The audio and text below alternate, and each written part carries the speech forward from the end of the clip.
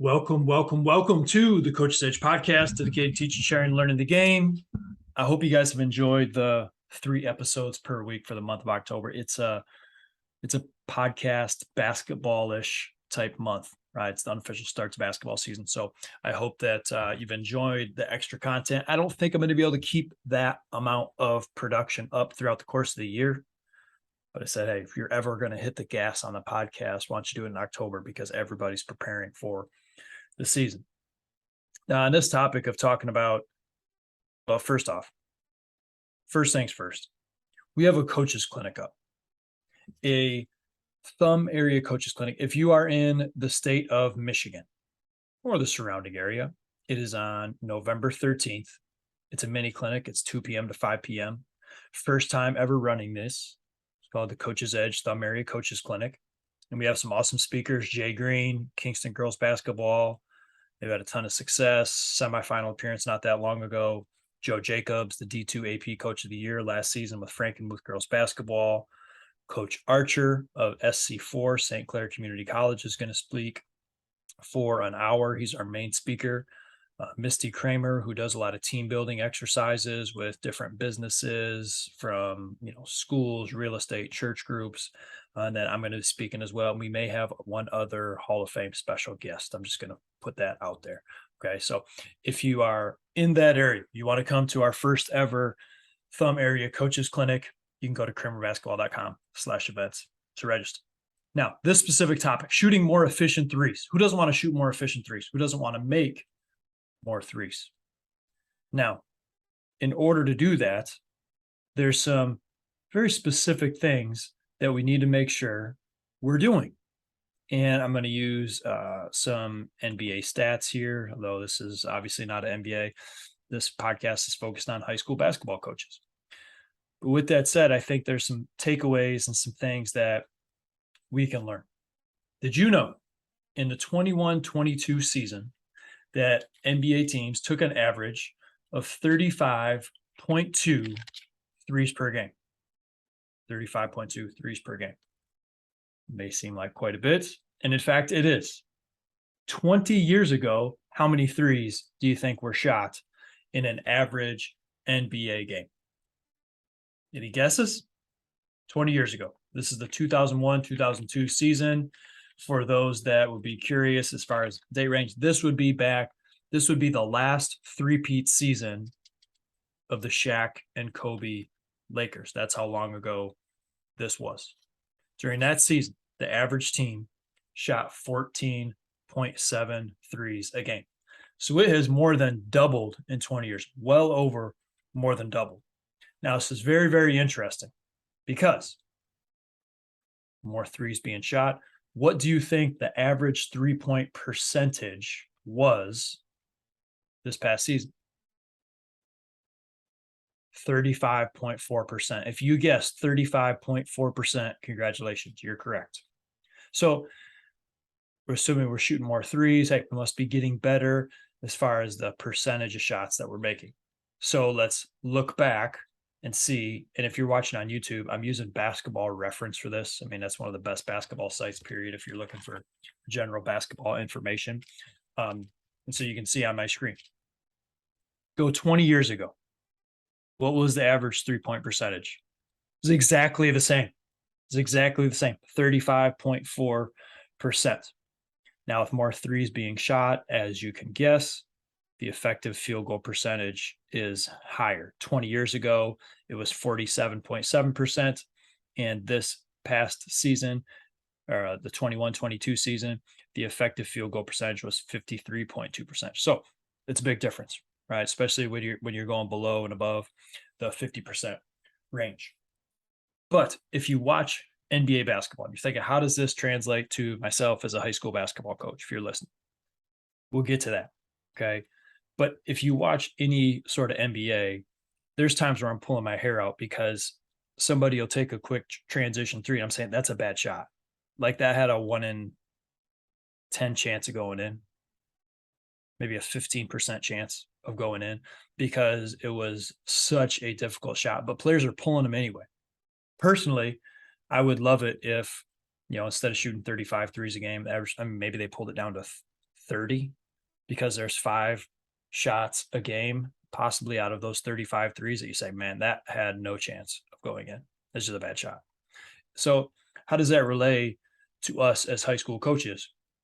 We all want to shoot a higher efficiency from 3, and it starts with making sure that we're taking the right kinds of shots. Now, we have a basketball clinic this weekend with some players, and oftentimes we can do handouts at our basketball camps.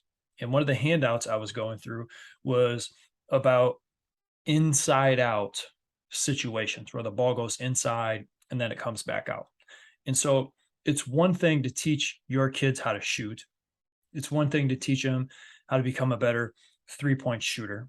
And I think there's a lot of great coaches out there that do teach those details very well, the how.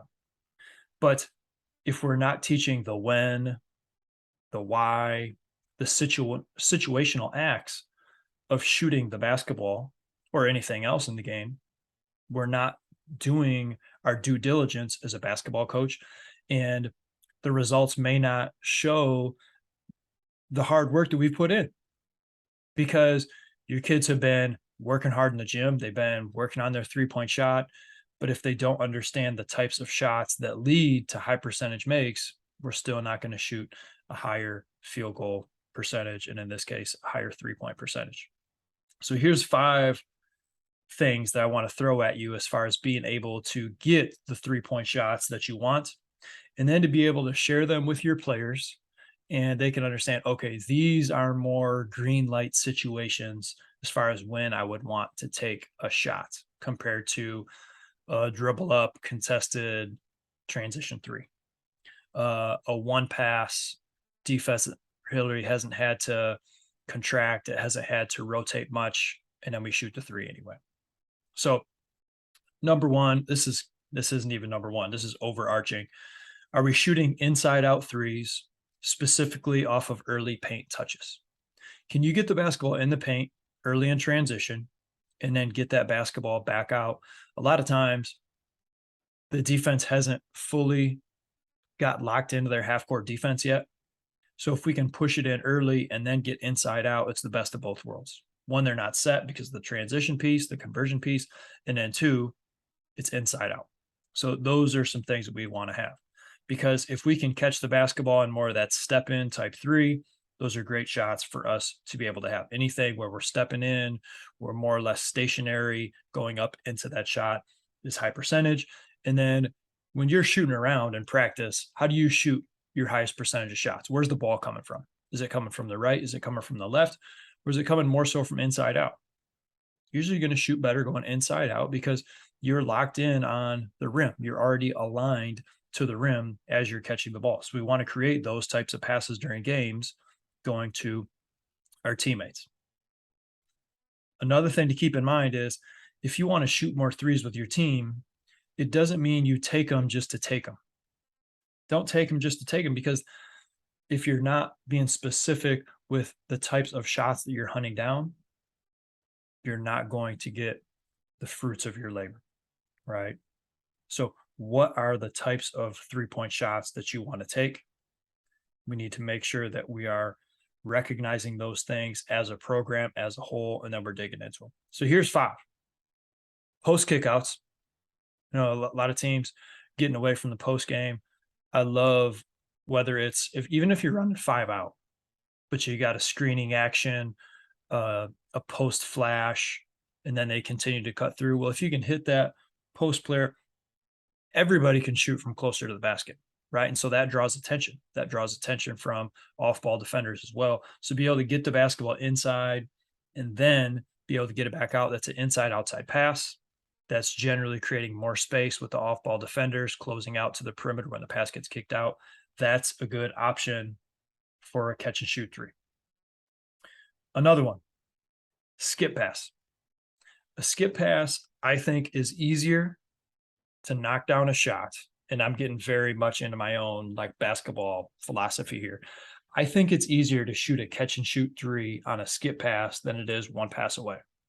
And this has nothing to do with the fact that generally your defensive player has more ground to cover. I'm just talking about the mechanics of it. Like if I'm on the right wing and the pass is coming to me from the top of the key, the ball is essentially coming from back behind my body. And now I have to be able to get that basketball in front and then out to the hoop. But if it's a wing to wing skip pass, for example, that ball is coming across the court. It's not coming from behind me, which means it's easier for me to be able to catch, lace them up, and get up into my shots. It's hard, in my opinion, it's hard to shoot the ball when the hoop's in front of you and the pass is coming behind you. So that's that top to wing. Now, let me also get a little more specific. I think it's a little bit easier to shoot off the skip pass. It's easier to shoot a wing to corner three than it is a top to wing three. And here's why. If I'm in a corner spot enough for a three and somebody's passing it to me from the wing, if I were to go any more forward on the court, I'd be out of bounds, right? And so I don't have to turn and square all the way to shoot the basketball because the basketball is along the baseline where I'm already standing. So even though the ball is coming from essentially behind me, my body is not preparing in the same position to shoot that wing to corner catch and shoot as it would be if the pass is coming actually from behind me in that top of the key area to where I'm down on the wing. There's more rotation that has to occur with my body catching the ball behind me and then getting up forward into my shot compared to that ball coming from the wing down to the corner. Those are the little types of things as far as being able to hunt down certain types of shots and situational shots that I think we want to think about. And one of the reasons why I think the skip pass is a great option. Number 3, driving kicks. This is obvious, right? Drive, kick, swing really gets the defense rotating. That one more pass we've talked about on previous podcasts. But anytime where we can get the basketball to the nail, into the paint, draw the defense, contract the defense, and then get the basketball out is obviously huge, right? Number 4, offensive rebound kickouts. Couple great benefits here. Offensive rebound, defense is scattered. Defense is scattered. Usually they're not matched up. They just thought they were going to get going back down on offense. In fact, you got the offensive rebound. And so anytime the defense is scattered, it's a great opportunity for that kick out into a catch and shoot three. Secondly, where is the basketball coming from? Basketball is it's an inside out pass. So that's going to lead to a higher percentage shot generally than another type of catch and shoot. You're already lined up. And then I was listening to a Vance Wahlberg clinic, and he was talking about, when you get that offensive rebound, depending on your body positioning, should help determine whether you're going to kick out or whether you're going to go back up and score. So if you get that rebound, you're more or less facing the basket or square to the backboard. That's a great opportunity to just power up and go back to the basket. But there's a lot of offensive rebounds that occur where you're chasing that ball down and your back might be to the basket. Maybe you're off balance. You were kind of lunging for that offensive rebound. And so you're not in a quick put back type position, but you are generally facing the perimeter. Your back could be to the hoop on that offensive rebound. Easy opportunity to kick out, to pivot, to kick out, still an inside out pass that can lead to a high percentage shot. So maybe that's a piece that you want to talk to your players more about is, hey, when you get an offensive rebound, if your back's to the rim, look for that kick out. If you get the offensive rebound, you're more so facing the rim or parallel to the glass, let's go back up and finish that baby. And then basic ball reversals I have as number 5. The defense is still moving. Preferably this ball reversal is off of something that prior was an inside out. That could be a drive and kick. That could be a post kick out. That could be an offensive rebound. It could even be a skip pass. Those are the 4 main ones that I just spoke about. And you get into that one more. Defense had to contract because the ball went inside. Defense has to expand because the basketball is getting out. And now if we get the basketball out and then we reverse the basketball quickly, now we're starting to get in rotation. And the true reversal is what? Changing sides of the court. So if it's inside out, if it's one more pass and we're shifting sides of the court, strong side into a weak side, those can produce really high level shots. This also means we have to have the discipline with our players that we're not going to possibly take that initial 3 at times in a half court set when we're working on the first side.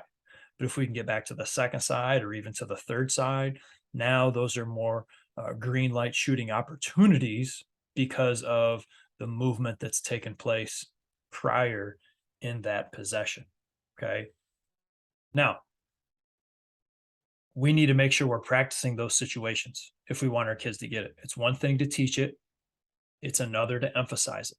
We emphasize that in practice.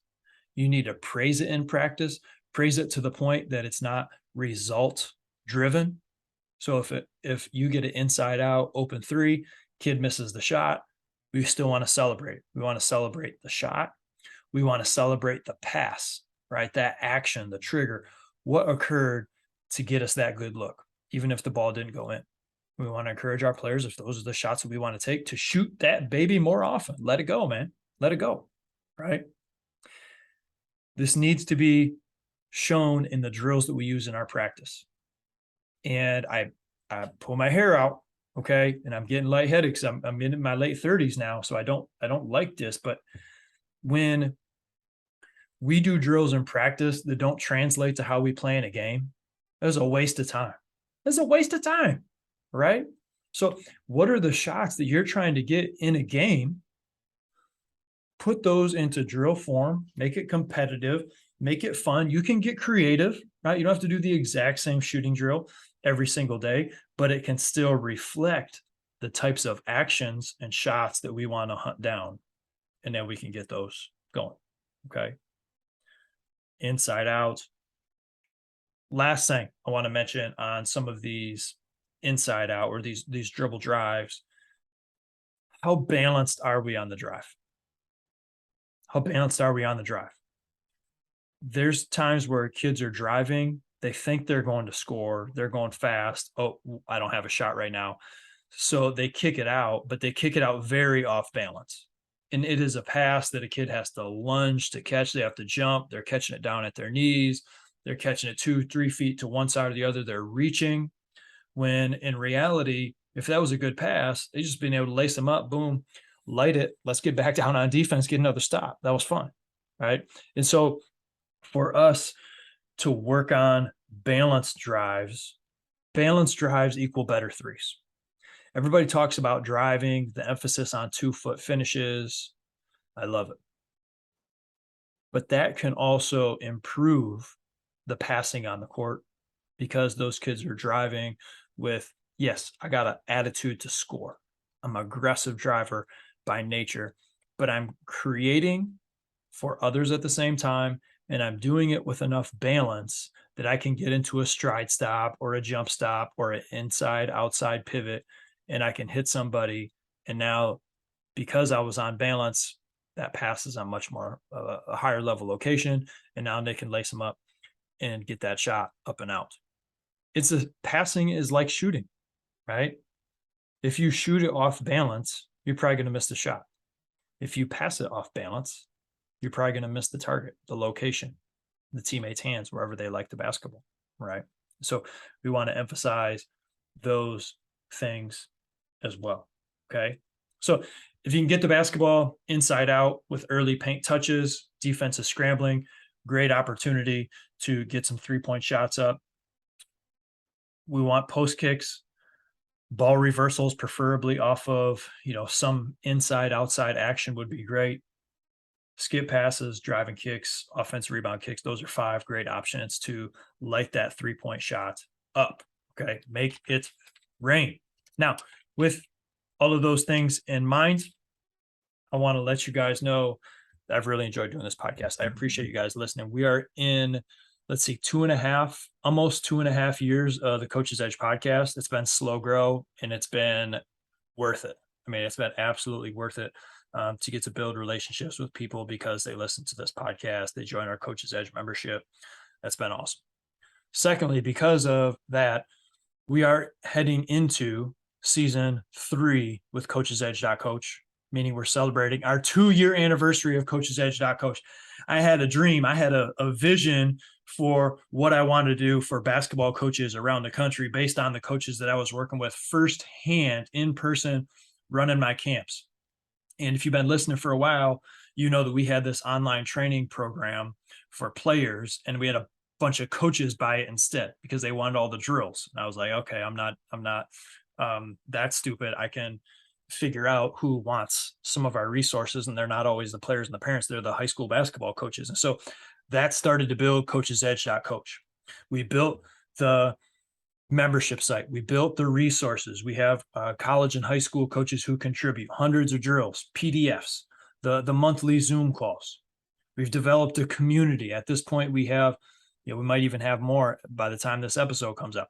We got over 50 coaches around the country that are part of coachesedge.coach, from the East Coast to the West Coast. And the podcast complements that. Coachesedge.coach complements the podcast. They grow essentially together. We get new listeners to the podcast through Coach's Edge. We get new people to check out coachesedge.coach and join coachesedge.coach because they enjoy the podcast. We have Zoom calls, speakers. We have different presenters on certain topics. Like I think the week of this, we've had presentations on 3-2 zone defense with Mark Smith, Zeps Hoops, Sarasville, Ohio. Shout out. Practice planning, Coach Troshak, Charlevoix basketball in Michigan. I'm going to do one next week on in-season player development. If you guys want access to any of these Zoom calls, anybody can join for the month of October. You don't have to be one of our Coach's Edge.coach members as well. But the reason that I think, we continue to grow with our membership site is because, one, we have great people and contributors to the site, but also I have a really strong confidence that I don't have to be the smartest person in the room to help somebody else out. I could be the worst coach out of our 50 plus coachesedge.coach members. I could be the worst of them all, but I still know that there's a way I could help each and every member get better at something. That's my mindset. How can I serve and help our coachesedge.coach members get better, solve a need, help them solve a problem, get an outside perspective, another point of view, share some of my own experiences as a head coach, as an assistant coach, as a player development coach, as a clinician, as somebody who also gets a chance to rub shoulders and talk to a ton of coaches that, just by the nature of my job, most people don't get the chance to do. They don't get the chance to talk to, numerous coaches from different parts of the country on a daily basis. I get to do those things, right? And so you learn a lot when if you look around, you learn a lot, right? And then I can share that with other people or connect other people. And so if any of that interests you with joining our membership, now's the best time to join, because we are digging into the season very, very soon. And I'd love to get as many new members in as we can before the season. We're kind of on the runway right now, and even before you get on the runway, we're kind of, you're at the airport, right? And I say this because I'm flying out for, I'll be gone for 10 days, run some clinics and whatnot up in Michigan. But you got to get everybody on the seats. All right. You got to get all the bags packed, the boarding passes, the luggage, all those different things. And then once we're good to go, all right, it's time to get out on the runway and take off. And that's kind of how I view this point in the season. Is we're getting some new passengers, some new pilots, some people who are going to help, get on this flight for where we're about to go throughout the course of basketball season, which is amazing. And once we do that, we're off and running. We're up in the air. We're flying and trying to see how we can help as many coaches as possible from throughout the country over the next basketball season in these coming months. So if you have questions about that, let me know. contact@kramerbasketball.com. Certainly hope this episode was beneficial for you as far as how you can hunt down more efficient 3-point shots, with the main emphasis to me, honestly, just being inside out, catch and shoot, step in or stationary threes as much as possible, while combining the shot selection aspect of it. Are these good shots for us based on our personnel, time score situation, the roster that we have? And this is reflected in how we practice each and every day. All right. So thank you for listening. Appreciate you guys. As always, get after it today.